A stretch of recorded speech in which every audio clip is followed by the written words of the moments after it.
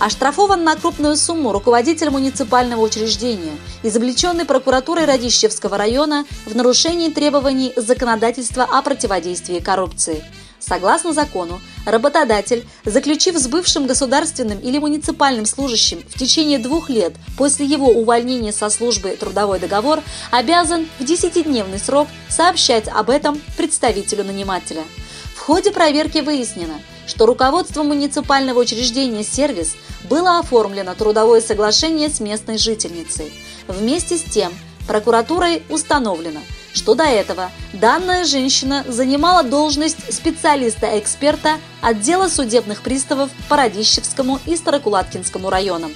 Однако, несмотря на требования законодательства, направленные на исключение конфликта интересов, руководство учреждения о заключении данного трудового договора в региональное управление Федеральной службы судебных приставов России своевременно не сообщило.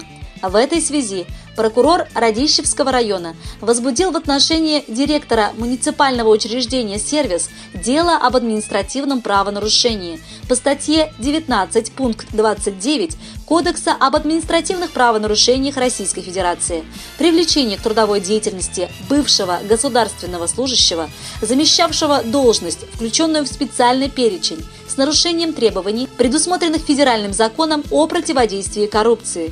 На основании данного постановления прокуратуры указанный руководитель оштрафован на 20 000 рублей.